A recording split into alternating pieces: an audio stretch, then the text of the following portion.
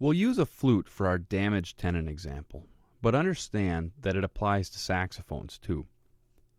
When a tenon looks like the one shown, it being out of round also means that parts of it are bigger than they're supposed to be. This is a tenon that will fit much too tight and will likely get stuck in the flute. So we recommend not attempting to assemble an instrument with a damaged tenon. Forcing parts together assures damage to the socket, damage to the tenon, and a much higher repair bill. Realistically too, with a leak like the one shown, it is likely that the instrument is not playing well enough to be used anyway.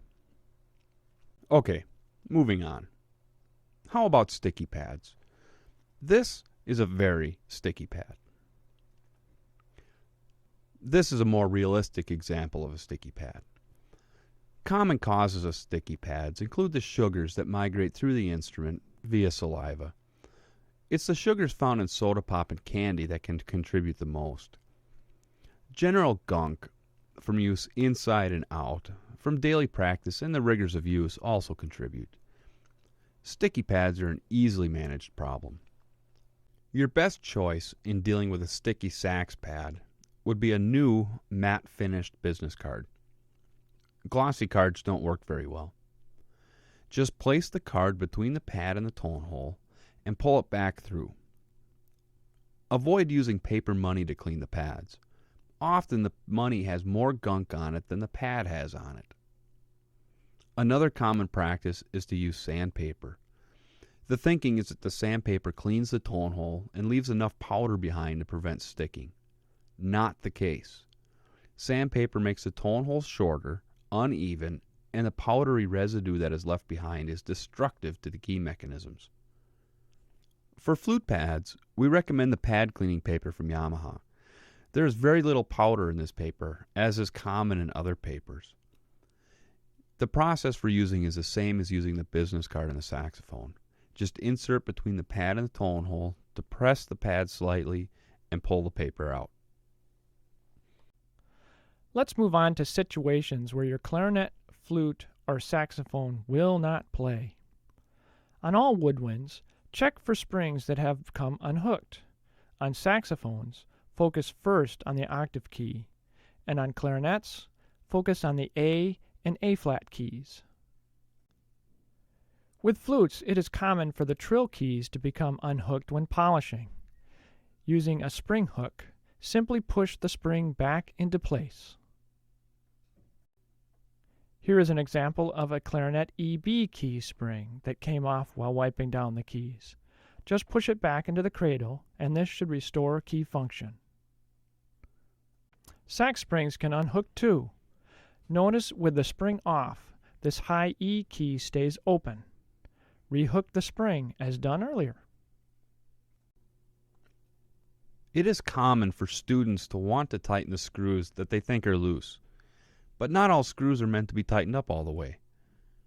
The adjustment screw for A to A flat on the clarinet is one example. Notice the gap between the screw and the A key. This is absolutely necessary for the instrument to work. If needed, back the screw up slightly until this gap is present. Another common occurrence is when the sax player says, "My sax only plays high notes." Often, this is a result of the octave key being bent and stays open. Just insert your thumb under the octave key and press down slightly on the upper portion as shown until you have a slight gap between the upper octave key and the shift mechanism, as seen here. Several times we have had parents and students call and they say they can't get the neck on their sax to stay in place after they tighten a screw. The first place to look is at the screw. Is it in backwards? Notice how one side here doesn't have any threads visible. When the screw is put in backwards, the socket is not able to clamp onto the tenon. When inserted properly, threads should be visible here. Now we just want to cover some other tips and general items you may encounter. If you have missing pads or corks, the Valentino repair kits have some self-stick products to help you in the short term. If you have the old pad or cork and want to glue it back in, The micro pad and cork cement is glue similar to what we use in the shop.